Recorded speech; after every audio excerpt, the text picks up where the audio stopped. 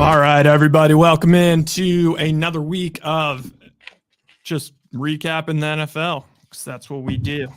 That's what we like to do. Week 13. Let's get into it. I mean, some great college shenanigans, obviously. As far as like the Sunday, I don't know if I'd rate it as like, it was not an A+ Sunday. It was an A+ if you're a Niner fan, but like overall, kind of a mid Sunday, but we have to be thankful still. Gotta be thankful. I'm looking or like getting pissed as the NFL season goes on, like week 13. Like, oh, it's slowly going away, red zone slowly coming to an end, but there's so many bad teams this year. I'm looking forward to the playoffs more than usual. Facts. Like the amount of bad teams and bad quarterbacks I'm seeing on a weekly basis, like the Chargers Patriots game was bad. Falcons Jets was bad. Cardinals Steelers was bad. Like Panthers Bucks was questionable. And like, I'm just looking forward to the playoffs because there's such a difference between like the 1-7 in the AFC and NFC. Then after that, it's the drop off's pretty heavy. All right, well, let's start with that first game you mentioned.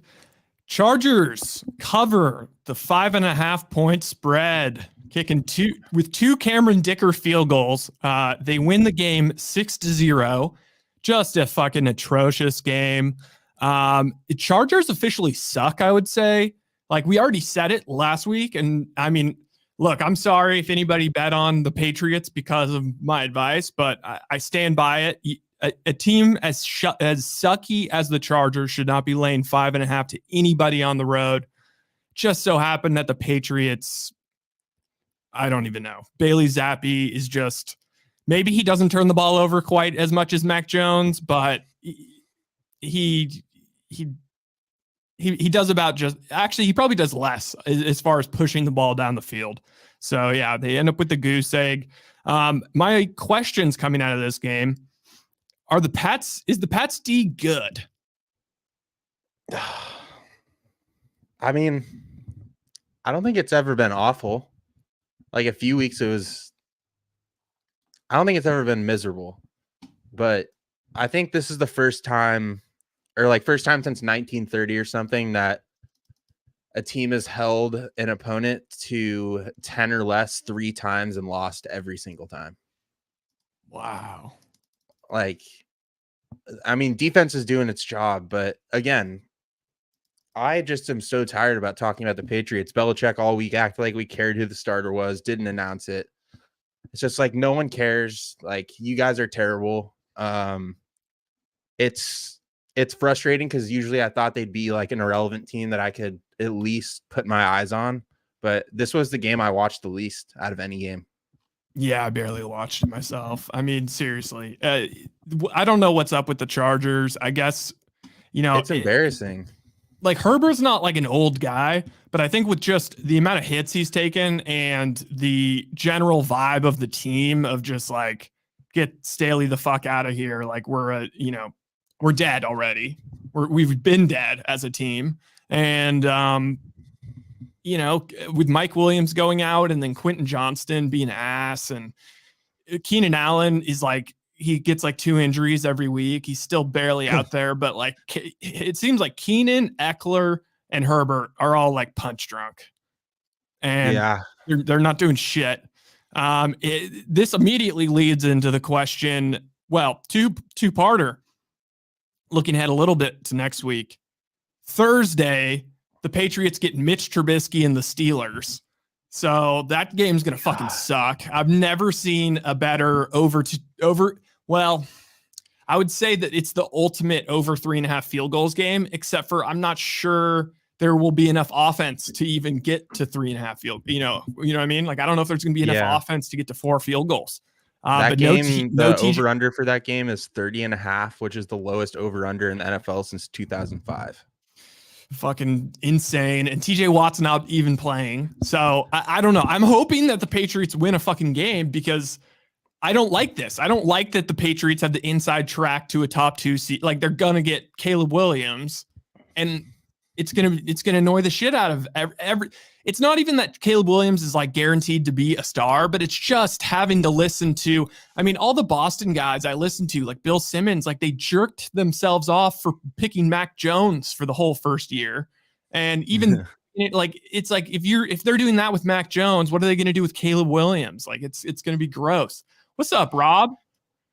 Says, hey, Rye. So yeah, and then the other part of the look ahead, the line that is like the most like I smell a fucking rat line of any of the lines that I've seen so far. Chargers are laying 3 at home versus the Denver Broncos.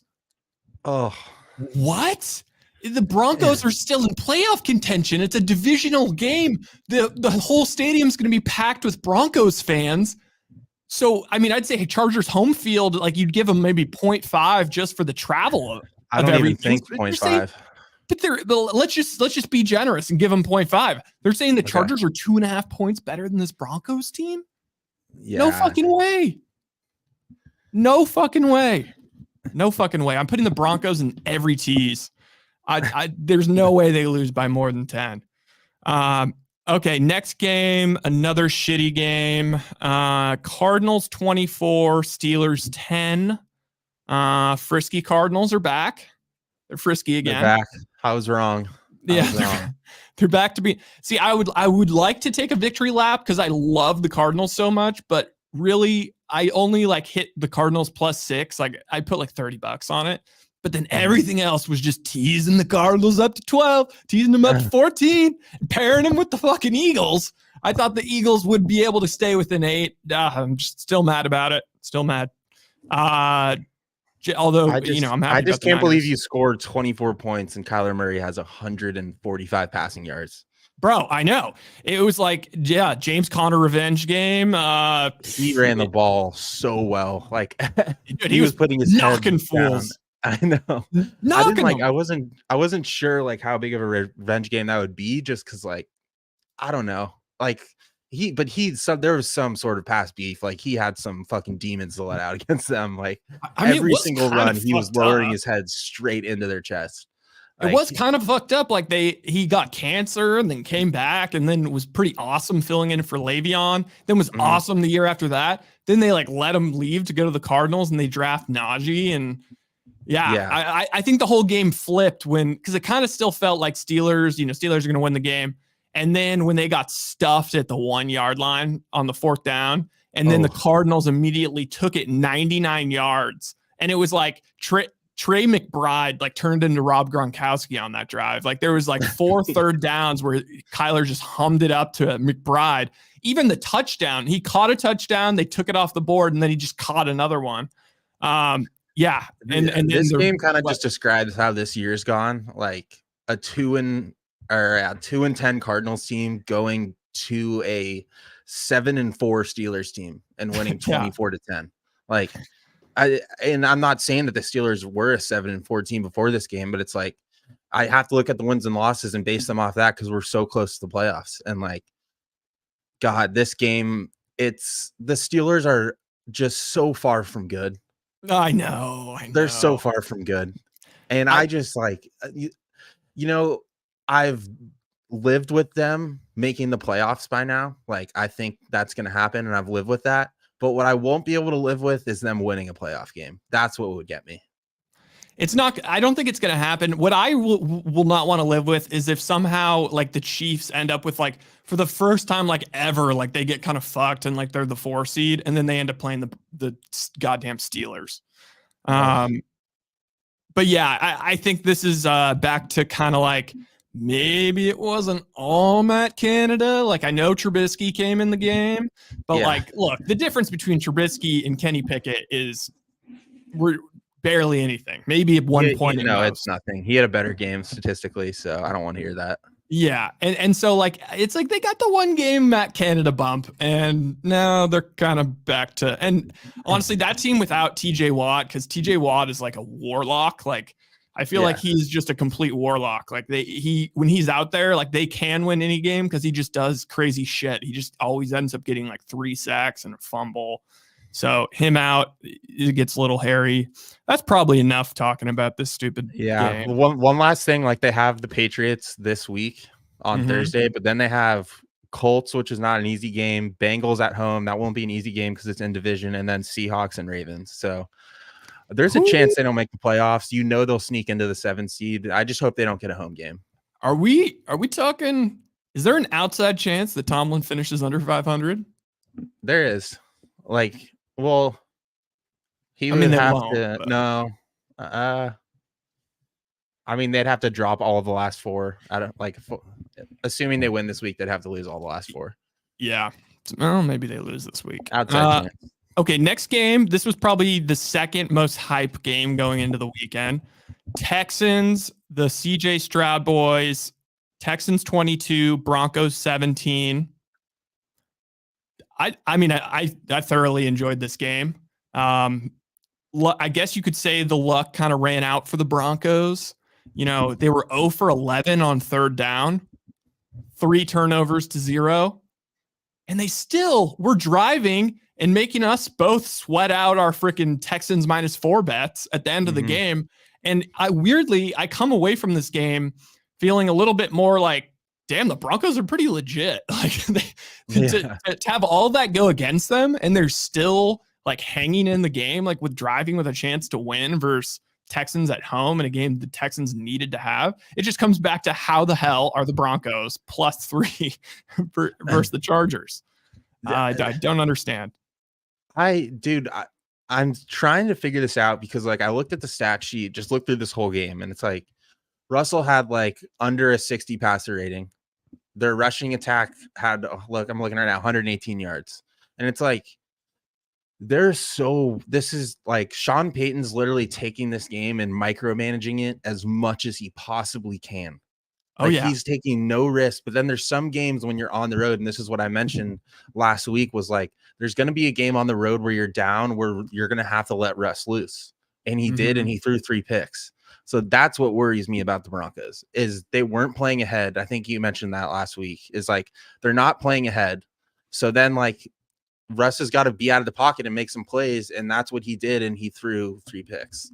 So that's what worries me about the Broncos, is like, when they're down, can they produce enough offense? And like when Sean Payton's not completely controlling the game, will they be able to like sustain this success? And I don't think so. Yeah, I think you're probably right. He's the answer long term still. Like, Russ? No, heavens no. People are saying that though. Like, keep him. You know, like he's on the contract. I mean, like we keep saying, in this quarterback economy, he's good. He's not bad. He's pretty good. And honestly, his contract isn't as horrible as like you'd once think. Texans going forward, they're a lot less scary without Tank Dell. Yeah. Like they have guys that will step up. Noah Brown, obviously, Nico Collins had the massive game, Robert Woods. Like, they'll be fine, but Tank Dell is like, I don't know. He actually seems like he was like coming close to that like elite wide receiver kind of status.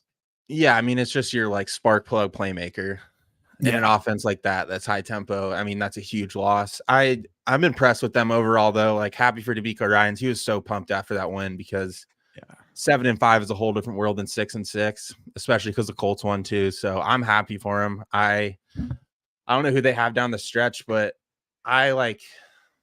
they're a better team to me than a lot of other teams that are looking for a playoff berth. I'll tell you that.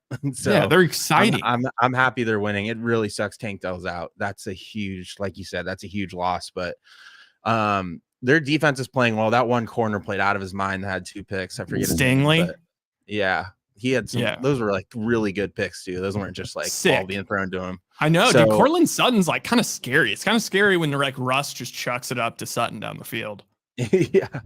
I mean, he's a big body, so we'll see. I hope they make the playoffs. They're a fun team. Like, greatest story of the year, in my opinion. I think DeMeco should win Coach of the Year also. Yeah.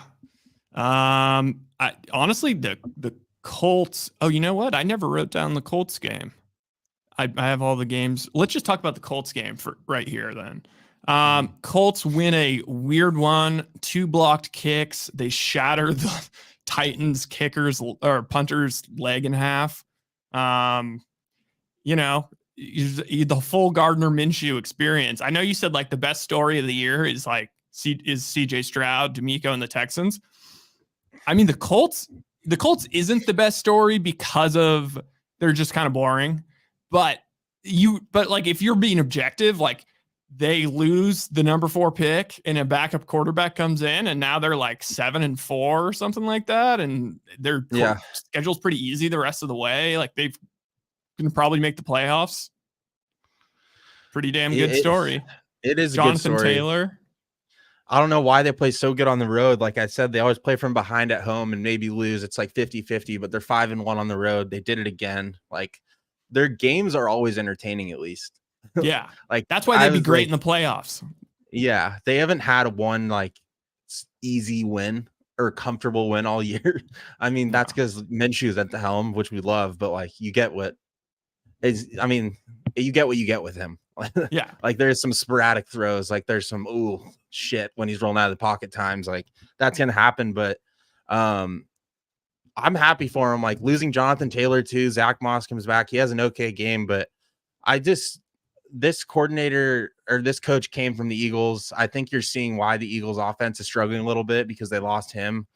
This is a well-coached team. I'm not sure how talented like overall this roster is. Their defense really struggled at the beginning of the year. It still kind of is. And they seem to stay in every single game. They take punches. Michael Pittman is borderline top 10 in this league right now. Yeah. Like, what the hell? Is a stud. Well, it's because everyone was on the scent of him, but then last year he just like it was a complete dud, but also they didn't have any like, who was their quarterback last year? Matt Ryan? Foles? Oh, Matt Ryan. I don't even remember. They all blend together. Phillip Rivers. It was Matt Ryan. So I don't Foles, Rivers, Matt Ryan. No one should be judged for Matt Ryan at the end of his career. And also, was Frank Reich their coach? Yeah. Wow, that's just weird. It's weird that's only 1 year ago. Yeah, Pittman's unbelievable though. Like it's the volume of catches with him too. Like a lot of these receivers will get like, 4 for 78 or something like that. Like he's getting 8 receptions or above every single game. And one-on-one coverage at the end just absolutely leaves that guy in his shoes, dude, in the end zone. He was wide open. So good for them. I mean, that is a huge win. Again, like the difference between 7-5 and 6-6 at this time of the year is massive. Like it just like even looking at it as a team, like we're 7-5 versus we're 6-6. It's like the vibe in the locker room is different. You could see it like in the Colts locker room after the game and just the Texans, D'Amico Ryan after the game. It's like you just feel different. Like all of a sudden you're like, whoa, like we're 7-5. There's 4 weeks left. Like we're a playoff team. So that's 2 huge wins for the Colts and the Texans. And crazy to think this AFC South has 3 teams with 7 wins or more. Like they might get 3 playoff teams. All the more reason why Vrabel should leave. Like, get the hell out of there. Get the hell out of there. David Sass said Niners took advantage of their extra time and health. Philly looked gassed by the second half. We will be getting to that game. I said we'd get to that game. Let's go a couple more games and then get to that game. I feel like I've talked about it a lot. Okay, let's go quickly. Lions 33, Saints 28. Similar game to the Texans. We both mentally cashed our, -4 bets. They came out, looked great. Dan Campbell had the boys ready to go. And then, come witching hour, we're sweating. Lions defense starting to let up a bunch of shit and let them crawl back into the game. Derek Carr gets injured. I start to get even more scared with Jameson. But ultimately, I mean, they win. And our shitty D aside, they're quietly 8-3. People 9. 9-3. And it's like, I feel like they got officially written off after last week. The combination of playing like shit, but still beating the Bears and then getting the shit beat out of them by the Packers, who, by the way, might be good now. I think Yeah. that we should. I was wrong to allow the scent to be thrown off from this Lions team. Also, Jameson Williams, with Jameson Williams getting going, they've got some of the most weapons in the entire NFL. And I was thinking, Yeah. like, in terms of your weapons groups, like, who would you say, whose weapons would you want between the Lions? So that's St. Brown, Jameson Williams. I mean, Josh Laporta. Reynolds is even pretty good. You get Laporta at tight end. You get Gibbs and Montgomery. Yeah, it's up there. It's up there. You know, you got the Eagles, Niners, Dolphins, Falcons. Honestly, maybe Falcons also. But yeah, it's one of those, and it kind of got me thinking. Top 5 kind of got me thinking, you know, the Eagles D, I agree with David here that they did look gassed in the second half, but this has now like been a long enough sample size where the Phillies D just has not looked that good, especially against the pass. They've just been, you know, teams have had no problem putting up points on them. It kind of gets me thinking, like, if the Lions meet the Eagles in the playoffs, obviously, the Lions defense is super suspect, but with that weapons group and just like how dynamic their offense is, like, I kind of think that game would be a shootout. I think it would be a close shootout. They're kind of turning into the Dolphins a little bit. Who are? It's just the Lions. It's just like outscore teams. Yeah. Like, they have one of the best play callers and some of the best weapons, and their defense isn't it. But like, if you can score 30 or more a game, you're going to win a lot. Especially this year with all these shitty quarterbacks. So, I mean, I just think maybe that's their identity. And what needs to happen is they have some guys on defense. So it's going to be like, for them, I think we have to write the ship off of like, they're going to not give up 20 points. Like, that's going to happen every single game now. So it's going to be an outscoring thing. But when that happens with teams like this, it's all about just like big situational stops. Like, someone make a big play on like 3rd and 6 on the 50 or like a 4th and 5 on the 50-yard line. Like, that's what needs to happen. And maybe they'll do that. But when that happens is at home. So I think it's super important for them to get a like home playoff game. But I could see like with the Eagles, like the Eagles defense is behind their defensive line is so suspect. So I could see that just that being a shootout. But their offense is scary. Like, it's consistently scary. Puts up 30 or more points a game. Yeah, it turns out that, you know, everyone was on the AFC, like talking just because they have all the good quarterbacks seemingly. But then, I mean, the best offenses in the league outside of Miami might all be in the NFC. Yeah. Okay, next game, Falcons Jets. Falcons 13, Jets 8. I wrote down in my notes, what a disgusting game. I get that the Falcons covered, but holy hell, Ritter is bad. And then I also wrote, you know how books refund your prop bets if your dude gets injured early in the game? I think sports books should do the opposite with this game and just mark it as a loser, because if you bet on this game, you deserve to lose. Like, seriously, the Jets defense looked awesome again. And again, it's another game where they're just on the field the entire time. I didn't watch the most of this game, but like, you know, Ritter has the hilarious safety, just stupid shit's happening. I don't know why, like Trevor, I don't know why it took so long for Trevor Siemian to get in the game. Tim Boyle, like, get his ass out of the league. Get him out. Like, he doesn't deserve a spot in the league, even in this economy. They're such a nightmare. Like, I'm so happy they're done. 4-8, you're done. Goodbye. Yeah. Rodgers. I'm so happy. I'm so tired of him. Like, and did you see that, like, Zach Wilson, they're like, he's reluctant to come back into a starting role. Like, he's saying no to playing. Yes. Oh, no. That came out today. Like, he's reluctant to come back in. That's how much of a dumpster fire this is. I'm telling you, I think Saul is gone. Like, this, I don't know. And make McDaniels the head coach? McDaniel? Yeah, sure. No, not Josh McDaniels. Wait, did I botch that? Oh, it's Hackett. It's Hackett. That's who it is. I think Hackett should maybe go, but that's like Rodgers' guy. But it's Rodgers' butt buddy. And so is Tim Boyle. How about Lazard being the worst free agent signing ever? That was Dude, they such a signed Rodgers. Cobb too.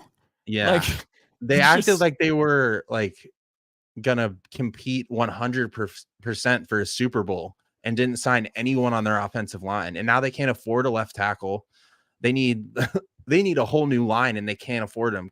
Paying Alan Lazard millions of dollars. That guy literally doesn't catch a ball week in and week out. it'll And all be fixed by, you know, trading for Devontae Adams, just getting another receiver. yeah, exactly. When offensive line is the most important thing in the NFL. And who knows? The Falcons, they're here to stay. They're 6-6. Ugh. I think they're first in that division. I'll have to double check. I Yeah, believe they are. And we're going to have to live with this year them getting a home playoff game, because if you win your division, you get a home playoff game, and they're in the driver's seat to win that division. Have they blown anybody out all year? Like every single game is like a 2-point spread and it's a 2-point win or loss.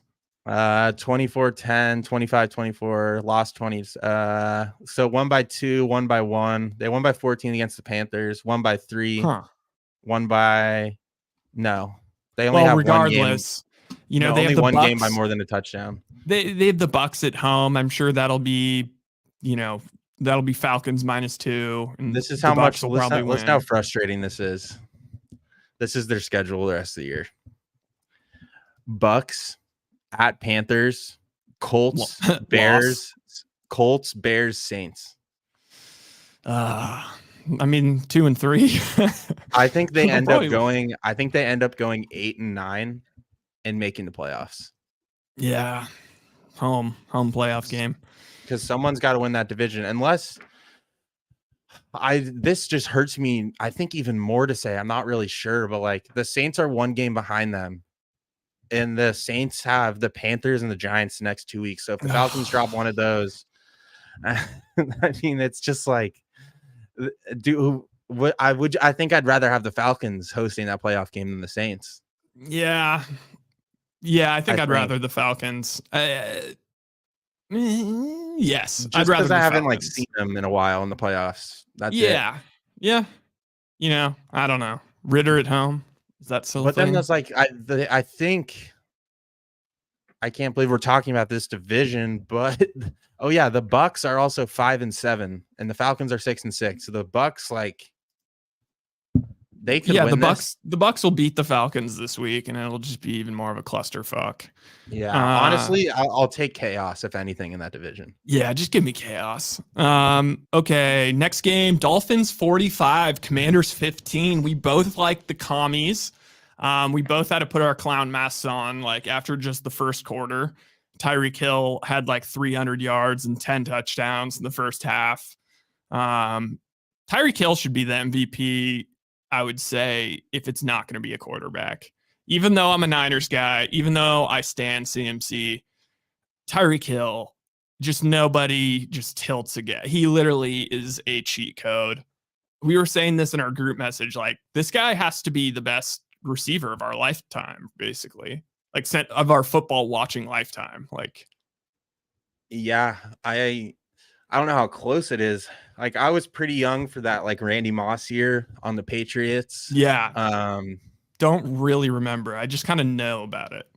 Yeah. Don't like really remember that. And then there was like that class, like the Larry Fitzgerald class of receivers that was really good, but they were all kind of towards like the end of their stint when we were in like middle school. And then after that, I mean, Antonio Brown.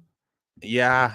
And the thing is like, week in and week out, you can try to game plan for that guy, but there's some plays that are like literally unstoppable, and you rarely see that.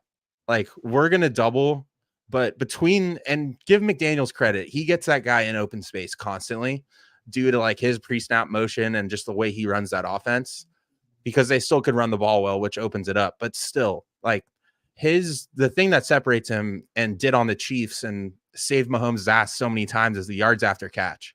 Like, he'll catch a crossing route, like 15 yards up the field, and no DB comes within 5 yards of him after that. Dude, And I'm we convinced say though, like my point is, we say like, oh, like guard him, like why aren't you doubling him? It's like you give it a shot with your best DBs. No one can do it. no one can do it. And yeah, I don't know if he was like born with like some sort of like it almost is like a superhero thing. Like was he born with some sort of like alien DNA? Like I've just never seen. It's not even like that his like 40-yard dash is like there's going to be guys that are faster 40-yard dash, but just like his general movements around like just side to side, just every which way. It Yeah. seems like he's like one of those like double muscle kids, like like those kids that are just so jacked. Like I don't really understand it, but it just in terms of like joysticking around, like I've just never seen anything like it. It's also like he's like getting up there. Usually these guys that like are reliant on their speed as they're like getting older, they start to tail off. Like I remember, Deshaun Jackson was great, but like he really was only really great in the NFL for a little bit. Then he just was a classic pull his hammy and then he's done for the year, but you talk yourself into them. Like he's just like such a freak. He's a freak show. Yeah. And every year we're like, oh, it's Justin Jefferson now, or it's this guy, or it's that guy. He never goes number 1 overall in fantasy, and he's just a monster. He's Dolphins defense. Dolphins defense. Looking a little better. Dude, remember like 6 weeks ago they were playing that big game against Philly, and I was like, on PFF, they're top 10 in the league. And you were like, what? Yeah. And that just seems pretty accurate now. Like they have completely turned that around. And that's just, even if they were average, that's what this team needed. Because again, it's like the Lions. Like I said, they're scoring over 30 points a game. And if their defense can hold teams under 20, quietly, this Dolphins team is the number 1 team in the AFC, number 1 seed. It's super quiet. It's very quiet because we like wrote them off when they had that weird streak. But here's the thing. If we want to compare it to most teams this year and the good teams, for example, like the Niners had those like first, like, or had that like weird gap of 3 weeks. The Jags, the Jags started shitty. The Lions had their skid. Yeah. Like everyone's kind of had that. And honestly, they kind of had that too. Like maybe it was delayed a little. Like they had a weird, like average streak of like 5 games. They went 3-2, but still like coming out of a 5-game streak at 3-2 is not bad. And all of a sudden, again, like you look up and they're dominating teams again. Oh, spin zone. I wanted to mention also they held down the league's leading passer in terms of passing yards, Sam Howell, in a game that they got blown out, held him to 150 passing, 150 yards passing. Crazy. Yes, I think very sneakily, because it was very in vogue to just say, oh, well, the Dolphins, they beat all these bad teams, but like, they've played 3 like, contending teams and they've lost all 3 of those games. So, for like, wake me up when they beat like a good team.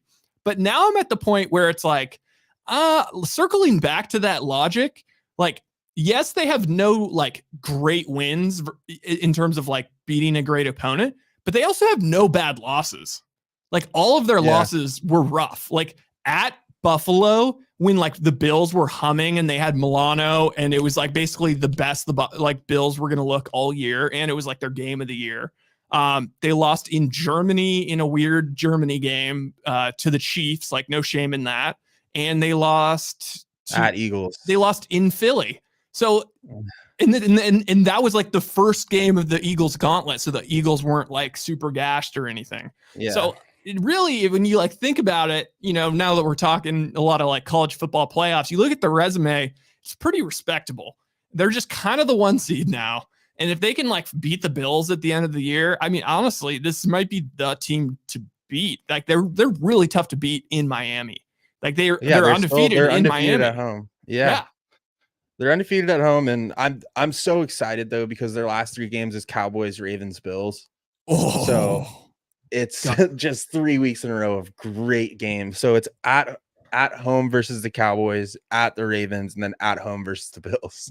Oh, so like they get the road game and they're going to Baltimore. Like that's going to be a tough ass game, but still just those 3 games are all just must watch TV. And I think we're back on the Dolphins train, but it is like a put up or shut up last 3 weeks for them. So like if they can take 2 out of 3 of those, I think they lock in the number 1 seed for sure, because their next 2 weeks is Titans, Jets, both at home. So those should be automatic wins. Who do the Chiefs have left? Oh, God damn it.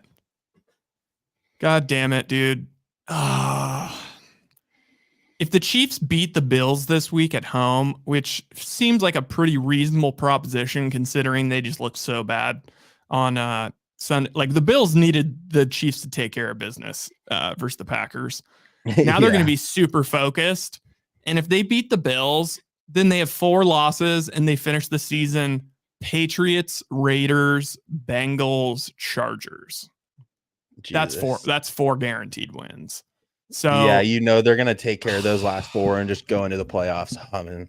Dude, they also, how about them being 8-4 and like they've already locked up their division? Fucking stupid. Wait, so who I'm trying to think who. God. So like, is there a world where the Chiefs still get the 1 seed? I guess so. Yeah. I mean, if you win out, there's always a chance. If you win out, and the Ravens, it seems like, have kind of a difficult schedule because they play the Niners, they play at Jaguars, they play home Dolphins. Yeah. God damn it. Is there a way to bet on the There's Chiefs always a world. I think the Chiefs still might get the 1 seed. That'd really piss me off. Considering every year we talk about basically how tough the AFC West is going to be with every year Broncos, Chiefs, Chargers, and every year it sucks.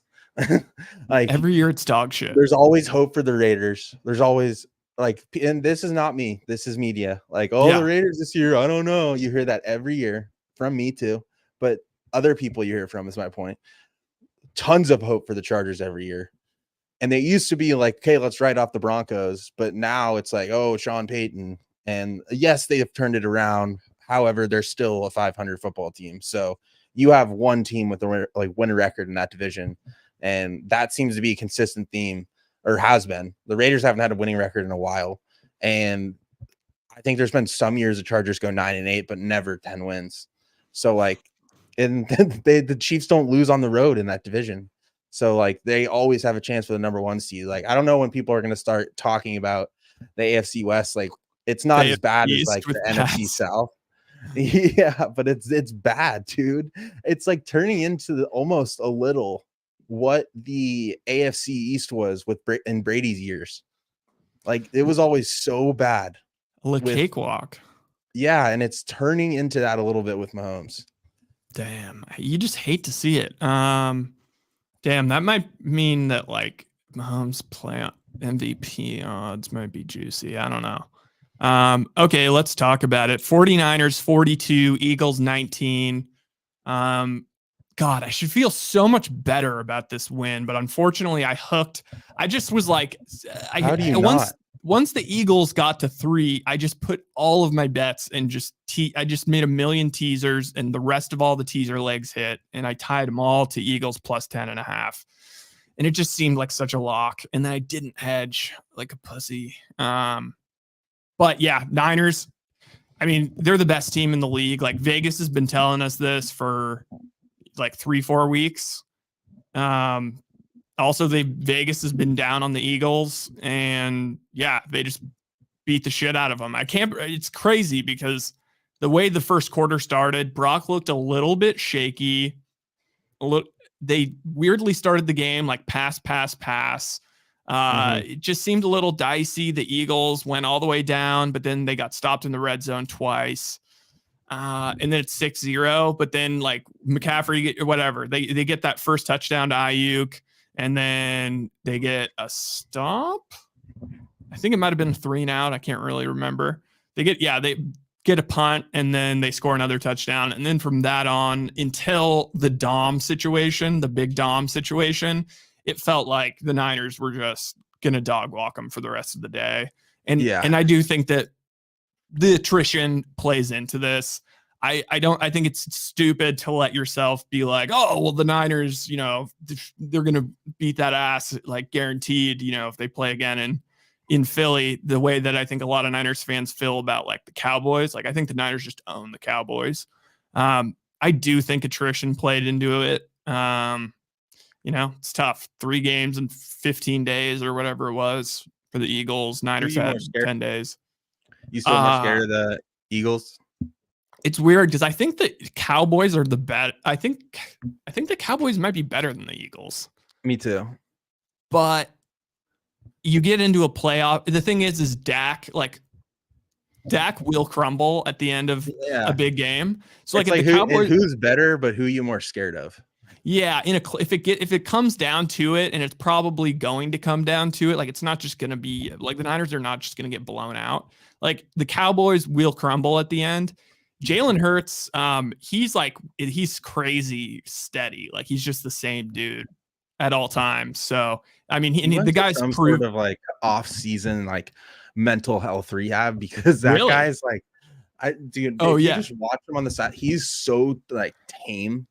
Like everyone's just like, he doesn't look motivated or like he looks like a statue out there. It's like he is so dialed in during the game. And like I don't think he really had a chance in that game because I mean the Niners scored 42 points, but like he doesn't get flustered like at all. And he doesn't show frustration. He doesn't get rattled. I mean, he has a 147 passer rating when he's down. Like, I mean, I know this game was a little different, but yeah, he's like dialed in. And at the end of the day, I agree. I think the Eagles are still scarier than the Cowboys. I mean, there's a couple things. I mean, I'd way rather go and play at Jerry's World than go back to Philly. That sounds like a nightmare. And it's just like, I don't know how many teams have gone into Philly and won twice in a year. I mean, you rarely play a place twice in a year, but still that's one of the hardest places to play. So I wouldn't want to go there. I mean, the Niners, they're on path to get the number 1 seed, but they still have 1 win less than the Eagles. So some shit still needs to happen. Like they still need some help. My point is like, I wouldn't want to go. I'd rather go and play in Dallas. And I like the roster and how they're playing. Dallas is better through and through, but there's something about a team that can't get over the hump in the playoffs where it's like, no matter what you say or what they tell themselves, it's always going to be in the back of their head. Oh yeah. Like it's a hard mental block to come over and they can't get over it. We've seen it year after year after year. Dak's won 1 playoff game and no matter what you do in the regular season, like I just don't trust him in the playoffs. I don't trust that team in the playoffs. And, they could go and have this amazing year again and not get a home playoff game. And I don't think they would win it. The NFC is good. Like you have the Lions, Eagles, and Niners. The amount of just flaunting and showboating still that you see from this team, like that Thanksgiving game, like everyone, like him sitting on the sidelines eating a turkey leg, that pissed me off. I'm like, dude, you're beating up on the Commanders. You were double-digit favorites in this game. Congratulations. Like, seriously, go win a big game. So here we go. The Eagles are coming to town, and they're fucking pissed. So I like the Cowboys, though. I think the Cowboys are going to get them.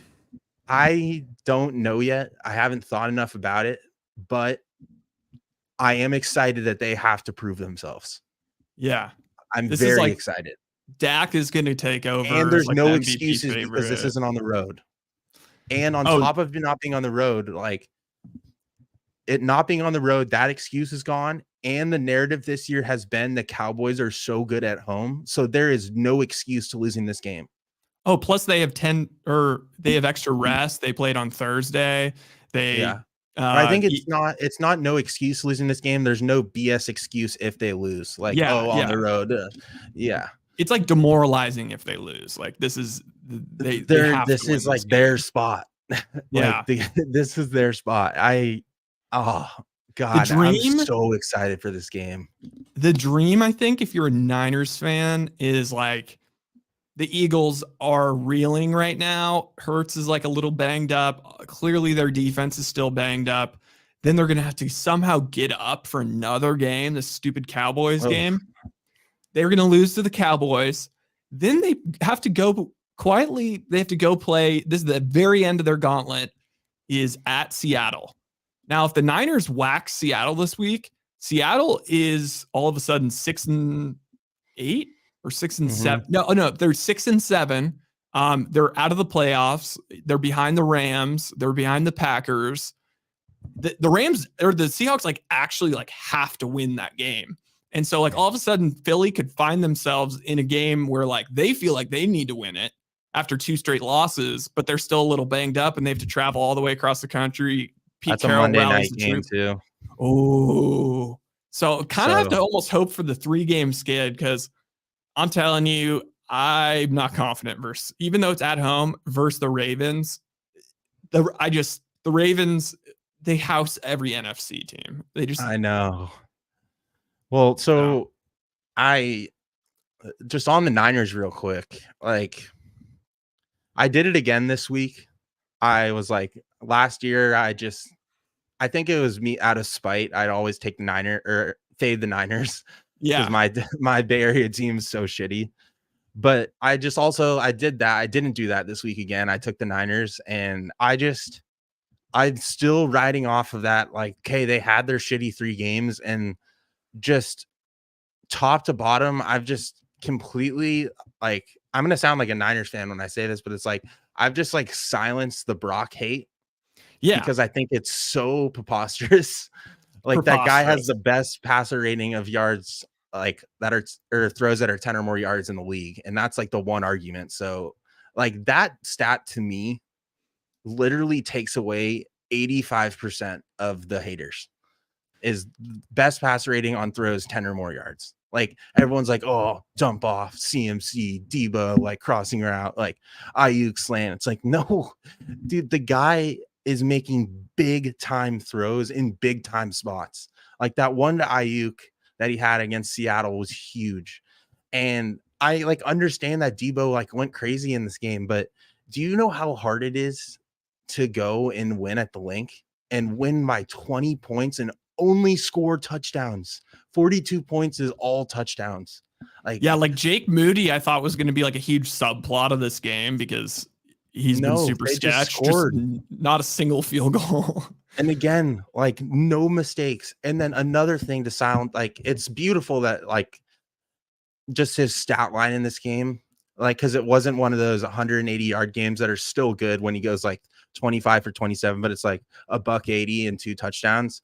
Just because Shanahan's like managing the game so well, but this game just 300 yards, 4 touchdowns. Like that last Debo, like that was just icing on the cake. And like for all the idiots that just sit there and look at stats, like they're like, oh, 300, 4 touchdowns, no picks. So like that, this was his big that I've been talking about and been waiting for, like the big game where he has the like stats to back, like the popcorn, like the popcorn stats, the popcorn game that everyone needed to see.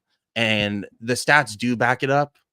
But this was like a big time game because CMC had a good game, but nothing like crazy. And people can blame like, or just try to like put the attention on Debo or like, but like Kittle didn't have like a huge game. Like he was the MVP of this game too. Like the offense ran through him. He was making all throws. Him or Debo. Debo, yes, like, but I don't know. I just either way. I mean, the odds went from like plus 1,000 to plus what 250, somewhere around there. Yeah, dude. I mean, if we're talking like Heisman, stupid like Heisman moments sort of stuff, like they played like 3 teams that I would consider Super Bowl contenders, which would be Jaguars, Eagles, and Cowboys. Now they played 2 of them on the road. Versus the Jaguars, Purdy was 19 of 26 for 300 yards and 3 touchdowns. That's pretty good. Then versus the Eagles, he was 19 of 27 for 314 and 4 touchdowns. And then versus the Cowboys, he was 17 of 24 for 252 and 4. Total of 11 touchdowns, 0 picks, and like 900 yards. Yeah. Like case closed. Case closed. He should be a front runner.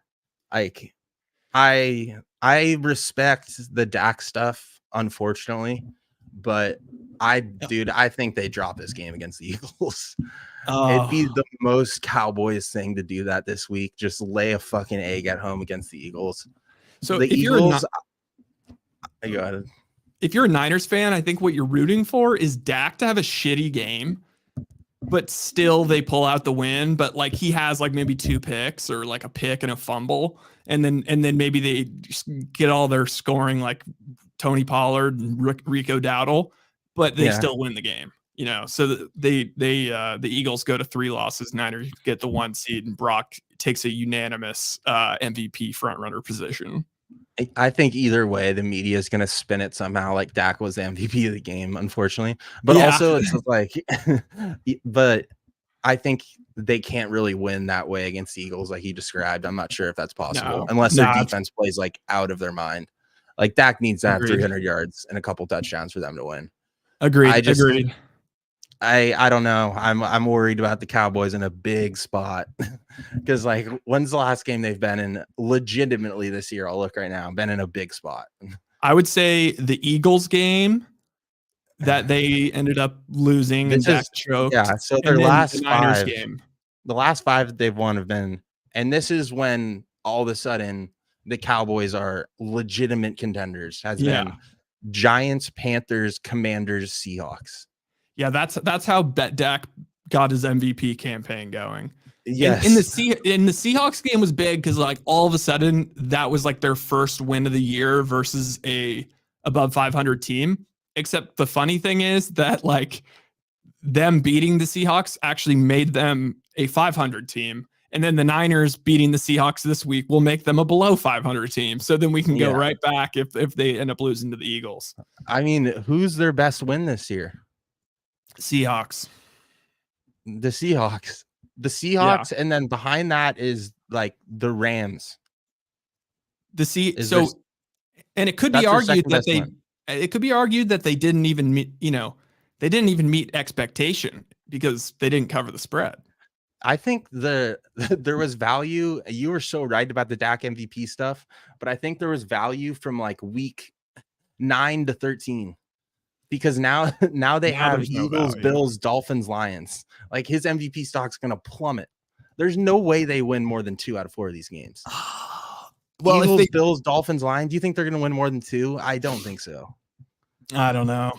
At Buffalo, at Miami, and then like Lions is no gimme, and this Eagles game's not either. I could see them Dolphins losing all 4 of these. Dolphins Cowboys might be like the most entertaining game of the year. Oh yeah. And also like Cowboys D, like this and that, they just gave up 35 points to Geno Smith, who's been average. Yeah. So let's slow down the Cowboys D stuff. That's why I'm worried about them, because their lockdown defense games was 17 against the Giants, 10 against the Panthers, and 10 against the Commanders. Like, okay. So the Niners, I'm glad to see finally that there's been some pushback in the market against the Niners, because the Niners opened as 12-point favorites over the Seahawks, which it just is like, it's just a stretch too far. It's gone down to 10.5. I saw that. Yeah, that's way too far. Way too far. A division game against the 500 team, 12-point favorite. Needs this win. All right. Quickly, Panthers 18, Bucks 21. The only thing I wrote down was Mike Evans, another season of 1,000 yards, like a stealth Hall of Famer. Yeah, he's got to be. 7 different quarterbacks in those 10 years, and won a Super Bowl. Yeah. Oh, Jesus, I forgot about that. He's for sure a Hall of Famer. So in hindsight, was Johnny Manziel just a Mike Evans merchant? Wow. Maybe. And what was that one guy? Swoop. Yeah. That guy was electric too. Wow, you should tweet that. But speaking of electric, Rams 36, Browns 19. Browns didn't cover the game. I bet on the Browns, but it was closer than the final score. Joe Flacco looked elite. I think I tweeted this out that Joe Flacco is elite in this quarterback economy, which is Elite. in an all-time Great Depression. Like the guy was slinging it. Like usually backup quarterbacks come in and like they're dinking and dunking, but like he was slinging the freaking rock. Like at one point he threw a ball to good to see. He threw a ball to Cooper that like Cooper just couldn't catch it. It was just too fast and too accurate. And it's like you put a guy like Flacco behind that offensive line. It also shows like how truly shitty like PJ Walker is and like Sean Watson that he can look this good. But they got to go with Flacco going forward because they're kind of frisky with Flacco. We gave teams so much shit for looking at Flacco, but like it just shows how timid these quarterbacks are that come in. Like, and also with him, I think that as much as the Browns are in the playoff hunt, it's like he has no emotional investment in this team. And he already has had such a long career and won a Super Bowl that it's like he just came in and was like, all right, fuck it, here we go. And he was letting it loose. Like he looked like MVP caliber loose in that game. There was not a worry in the world when he was throwing the ball. Like in his eyes, nothing. Just he was just like straight face, like no emotion, just letting it fly. And like to him, it's like, okay, I haven't played in what 2 years, like whatever. Yeah, this like that. this whatever game stint towards the end of the year is not going to affect his career, or he's not thinking that way. At least I think it could, because you're a 7-5 team, so and they could go to the Super Bowl. Exactly. That's what I'm kind of saying. But just the way he looked at it, it was so evident and it was so awesome. Like, I'm just gonna let it loose. I don't care. Like, everyone disrespected me in the NFL the last 2 years, not signing me. Watch this. And it's like he did go 23 for 44. Like it was something like good to see. It was like my shoulders dropped when I saw it, because I was like, okay, like this isn't another just abomination of a human coming in at quarterback. Yeah, that was like a star quarterback matchup that game. It was a veteran quarterback matchup. We don't see that very often. Veteran. What's up with the Browns D? Like, are they like not as good as we thought? They can't play on the road. They can't play on the road. They've given up over 20 points on the road every game. Okay. They're not in that. They're not in that sloppy Cleveland weather. Yeah. Where they can just, like, people go in there and it's just, I think half of it might be just the stigma of the game. Like, okay, this Browns defense is really good. Oh, there's 10-mile-an-hour wind gusts and it's like a slight drizzle of rain with the most disgusting fog. And it's like, you almost tell yourself that the defense is better than it is or something, because when they go play in LA or like in a dome, it's like all of a sudden teams are dropping like 30 points on them. So yeah. I don't know what it is. Their defense is not good as advertised almost, which is crazy. No, because we thought this was like best defense ever. I know. This does not touch what like some of those Niners or Seahawks defenses. No, 36 points for the Rams. I mean, good for the Rams. They're frisky. They now have, I think they have the tie break versus the Seahawks because they beat them twice. And I think I think they're in the playoffs right now, or maybe the Packers are in ahead of them. Not quite sure, but it's looking like the Rams are going to make the playoffs. However, I'd love to kind of, because the Rams have looked good now for like 3 straight weeks. I think like it might be like borderline game of the year betting on the Ravens next week, because they're now having to travel to Baltimore. I love it. I love Ravens it. -7. We need to get it now. I know we need to get it now. Yeah, this is gonna move like a motherfucker. Like, dude, I'm thinking the can't lose tease of the year maybe is Broncos +10, and then Ravens pick them. Oh, but also like why complicated? I guess like just I think Ravens -7 is pretty fair. I mean, this Rams defense is not. It's not like they've gotten better. Like they're not actually. They're going to be shit on the road. It almost felt like they like came out super locked in, like they knew they needed to win this week because they were going to get their ass just squished versus the Ravens. Come on! Oh, I got the field goals in by a minute. Oh shit! Oh, I didn't even realize it was 5-14. I got it in a little early. Minus 120. Oh, I'll take it. -110. That was close. Dude, I can't believe the field goals hit last night. That was awesome. Unbelievable stuff. Unbelievable stuff. Okay, what do you- very last game, and then we can call it Packers 27, Chiefs 19. All right, like so Jordan Love is like we have to say, at least in comparison to the economy, he's good. Dude, I sat down last night and kind of threw my phone aside to watch that game because on this podcast, you've heard me just shit on Jordan Love and then be so confused and so just all over the place. And dude, he looked last night like a B plus, like 5-year starter in the NFL. And it's weird because I went on this thing like you sat behind Rodgers for 3 years. This is your 4th year in the NFL. You shouldn't be acting like a complete rookie. But then he's kind of spun that and proved that point in the opposite way, that like he's sat, because Mahomes did that for 2 years with Alex Smith. And it's like he sat behind Rodgers for a while and something just clicked. Like, because that's why I said this at the beginning of the year with AR, like that's why I'm on the train of, even if your guy, you think he's ready to go or you have urgency, like with AR, I'm not talking about an injury. I think this would happen this year anyway with him. It's like, let him sit behind someone like a veteran for a year. Don't rush him into this, because this experiment with Jordan Love, it looks like he's going to keep this up. It's working. Like, obviously you had Rodgers, that's a special situation, but if you have a viable quarterback in there, I would do this, because something clicked and he looks like he's been practicing in the NFL for 3 years. He doesn't look like a rookie quarterback that's getting lucky and things are bouncing his way. Like I had the Chiefs and I was on the side of like, let's get a stop. And it's fine. It's whatever, but it made me watch him more because I was like, let's get a fucking stop here. And it wasn't happening, dude. He looks solid. And LaFleur is a great play caller, but he's finally like letting him loose and letting him make big throws.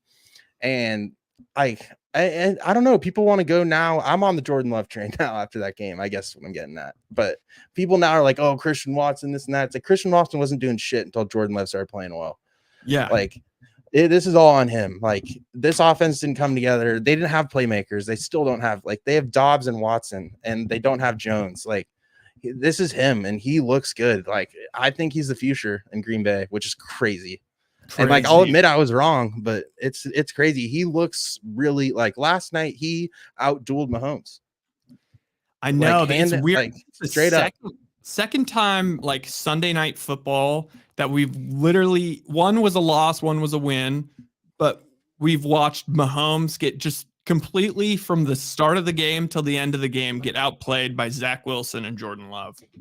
Like, it's crazy. It's crazy. It really gets me thinking, like, well, first of all, like, the Taylor Swift ruined this Chiefs narratives are like somewhat justified at this point. What the hell, Spags? Like, I don't know if the boys just weren't listening to Spags last night.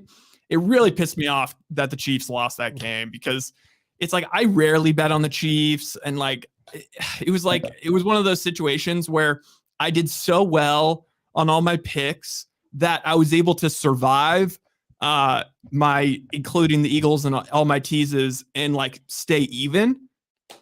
But then I was like pissed because I was like, oh fuck, but I had all those good bets and now I'm going to walk away with $0. So I was like, you know what? I'm going to cook up just a million different versions of like Chiefs first half money line, Chiefs to win the game, Chiefs alternate line, all of this stuff. And it all lost. And I'm very upset. What is up? Like, we kind of touched on this earlier, the Chiefs schedule, like finishing out, and like they could easily get the 1 seed again, but I don't think that should distract us from remembering on this day who they have looked like before they play these shitty teams.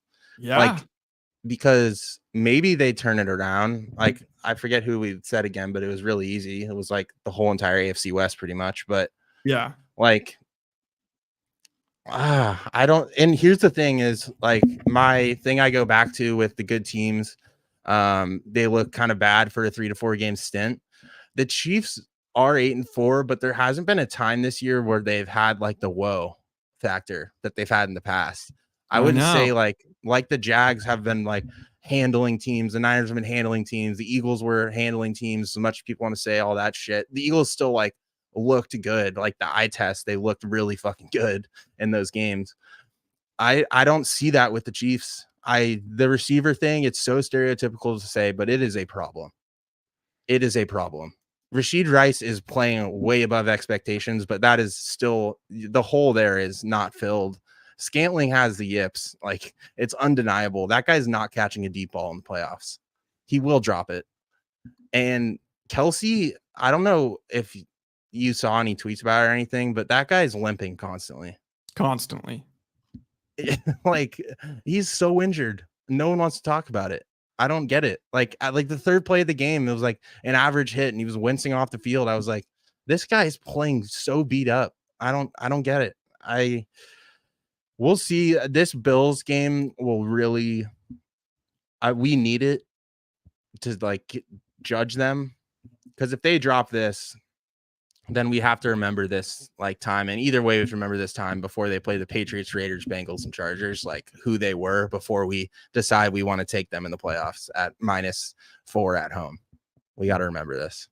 We got to remember. And just so like, this is just crazy. Like comparing like Brock Purdy and Patrick Mahomes stats this year, like Purdy is 23 touchdowns and 6 picks. Mahomes is 22 touchdowns and 10 picks. So less touchdowns, more picks. His yards per attempt, Mahomes, is 7. Purdy's is 8.1. Air yards per attempt. So like that's, actually like how far down the field are you throwing, takes out yak. Air yards per attempt, Mahomes is at 7 air yards per attempt. It's like the lowest of his career. So he's not really even throwing it down the field. Air yards attempt for Purdy's leading the league at 10.2. Just kind of crazy. Oh, wait, I got that wrong. Close. Yards per attempt, or Purdy's at 9.6, actually, not 8.1. 9.6, and he's leading the league with yards per attempt, air yards per attempt, QBR, quarterback rating, completion percentage, touchdown percentage. Yeah, it's pretty crazy. It really gets you thinking. Like, we were talking about how you get that shine, like once you win the Super Bowl, and then like it's just like everyone gets a boost, and because you just have that confidence that you like got that monkey off your back. Like, if like, for example, like if the Chiefs didn't have Tyreek Hill at the beginning of his career, and like it looked a little more like this, like he still had Kelsey, but just like kind of some randoms,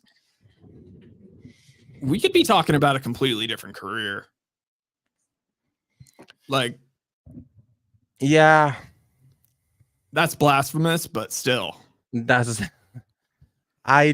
to remember the times of just when that season, like 2 seasons ago. Yeah. Just the difficulty of throws he was making, and just like all those no-look passes, and just there was a time when the Chiefs got the ball, and no matter how much time there was left on the clock, they were going to score. True. And like, whether that was Tyreek or Kelsey or whatever, he was like untouchable in the fourth quarter. I do like key on those moments, because I did see it twice a year with the Raiders, like, and it was just like and there was a time also when that's what I'm having the weird experience with the Chiefs is like, I don't feel comfortable when they're down. Usually it was like the most comfortable. Like, it felt like usually what it is what it was in the Raiders game 2 weeks ago, is like down 14. Like, I still like have that image in my head. So I was like, we're losing this game.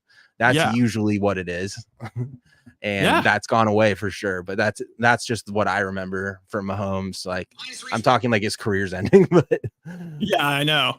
Well, they're gonna have to get him a weapon. I mean, now the problem is he's making $50 million, so that's not getting any better. Like, yeah, they're gonna have to drive. They're I mean, gonna have to hit on some receivers in the draft. That's why I hate to say this, but the pressure's on with the Niners this year, because I know when you don't pay your quarterback, you get all these weapons.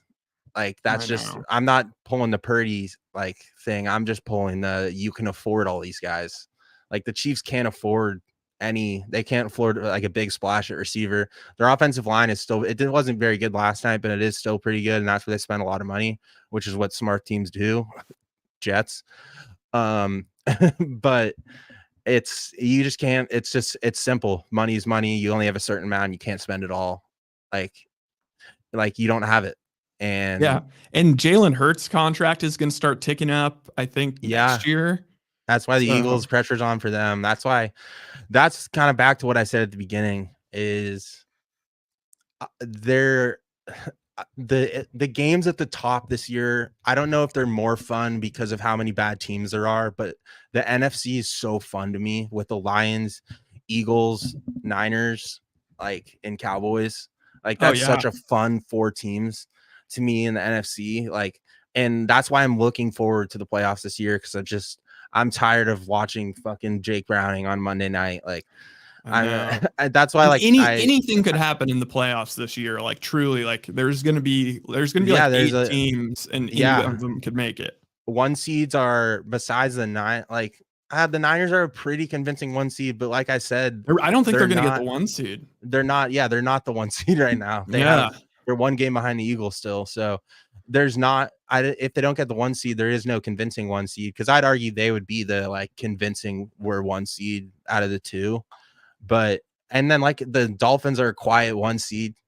Like, I saw that in, like, the graphic, like, last night on Sunday Night Football. I was like, whoa. Like, but then I, like, got in my head, I was like, who did I think it was? Did I just think it was still the Ravens? Or, like, I don't know who I thought it was, but it just doesn't feel that way, because there's no dominance. Usually it's like, okay, the Chiefs are 1, or like, okay, the Niners are 1, like the Eagles are 1.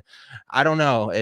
There's like the 1 through 4 is stacked on both sides, and then 5 through 7 is a whole different world, and then like 9 through 15 is just an abomination. Okay, I've got one for you. Let's say that the league, or the season, ended today. Yeah. And those were, so like the Eagles Niners game was like the last game of the season in the NFC side. And the playoffs were decided like the college football playoff committee, and there was only 4. What 4 teams would get in? For you. I think the Niners would. So you got to take these into factor, is like who's winning their divisions. So, like, does it have to be 2 teams from each side? No. So Eagles for sure, Niners for sure. I think the Chiefs get left out. I think the Chiefs get left out. I think it's Ravens, Dolphins. This is impossible. Niners and Eagles for sure. Like, those 2 are locks. I think Niners 1, Eagles 2, even with that win-loss thing. But then after that, you have Lions. I'm not even considering KC. It's Lions, Jags, Ravens, Dolphins. So 2 out of those 4.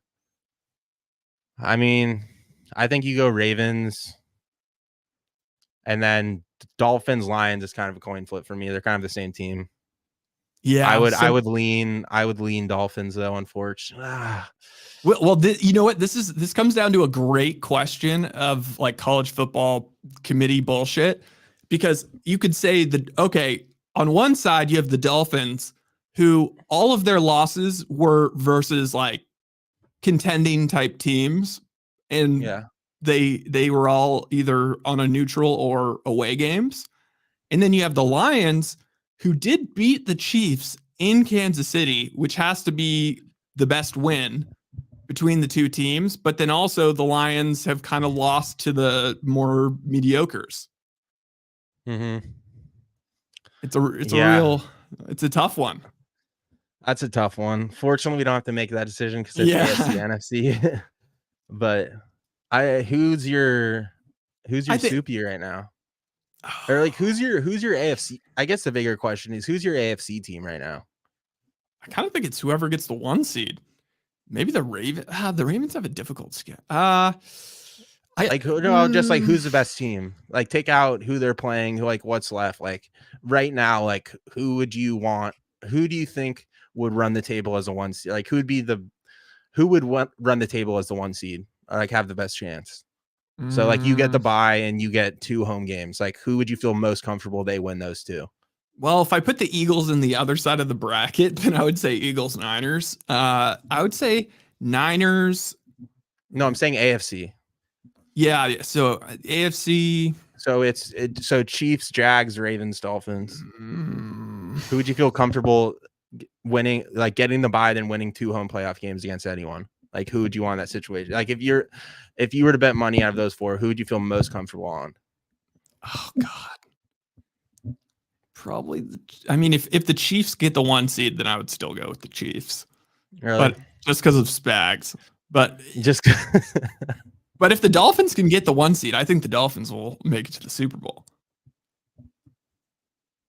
Maybe. Yeah. I don't trust the Jags. I don't. Dude, the Jags can get the 1 seed. It's insane. I weirdly would take the Ravens. Yeah. I guess I'm just in my head just because I saw how difficult their schedule is to end the year. Yeah, well, just think about it this way: is like they would just have to beat the Dolphins. I guess they may not even have to play the Chiefs. Yeah, but like worst case, they have to play the Dolphins and Chiefs at home and win both of those. Which is like super doable. Score. God. Oh yeah. He was a boom this week, right? Yeah, he was a boom. I forgot to do anything with him though. Oh God. Oh, dude, the Jags. Oh, fucking Jags. I'm interested to see. Like, I'll rewatch that drive, but did Ingram have a big catch? Ingram. I'm interested to see like if they look really good this game. I love the AFC playoff picture this year. It fires me great. Up. I mean, honestly, I'm looking at the Jags, like their only losses have been kind of respectable. Like they lost to the Niners, the Chiefs, and the Texans. Yeah. They're a good football team. And also dude, they might get the 1 seed. Actually, if you look at Doug Peterson is just such a good coach. Such a good coach. Oh my God. Lawrence winning a Super Bowl. This is the dream. This is the dream scenario in the AFC is. So right now it's Dolphins 1, Ravens 2, Jags 3, Chiefs 4, which I love. I love having the Chiefs at 4 and not like in the 1 or 2. I love that. Makes for the games to be so much better and so much more competitive. Yeah. But then it's Steelers, Browns, Colts, which I think a lot of work can be done to. Hear me out. So we keep those 4. But then the 8 is the Texans. The 9 is Broncos and 10 is Bills. If we can get the like Colts to like a 5 or a 6, and then the Texans to a 5 or a 6, and then have like the Browns at a 7. So then my dream scenario is Dolphins 1, Ravens 2, Jags 3, and this is not ridiculous because this just whatever. Okay, Dolphins 1, Ravens 2, Jags 3, Chiefs 4, Texans 5, and then Colts 6, and then Browns 7, and then Steelers are toast. Dude, I wouldn't mind the Bills getting in there. Yeah, or either like then you would get like if the Bills get in, you'd have Ravens, Bills. Oh, then you'd have Ravens, Bills, then you'd have Jags, Texans. Ooh. And then KC, Colts. Of course. I mean, either way. Even in hypotheticals, Casey's gonna get hooked somehow. Yeah, and I'll take like I would I love just want the that. Steelers. Give me Flacco, like Oh just my God. because right now it's Ravens, Colts, Jags, Steelers, or no, Chiefs, Steelers. Of course, the Chiefs get the Steelers, Jags, Browns. Yeah, Ravens, Colts. We need some more. We need some better quarterbacks at the bottom of the AFC. You know what? then- Let's bet on the Patriots, and let's take like a Patriots and the under tees on Thursday night, and then just actually root for the Patriots because I'm down. It would I'm be down. dope It'll make the if game they- fun. Yeah, it would make the game fun, and like if the Patriots win, then they get fucked out of their draft position, and then the Steelers drop further down, which would be fantastic. I'm really 'cause, hoping the Rams make the playoffs. dude, that would be sick. Like I like every playoff team in the NFC now besides the Falcons, but I can live with them in that division. Just swap out the Vikings for the Rams because then it's Eagles, Niners, Lions, Falcons, Cowboys, Vikings, Packers, but just swipe out the Vikings for the Rams, and then we have Yeah, great teams. yeah. Right now, the Niners going or having Green Bay is you want the fucking Vikings. That would be a boat race at home.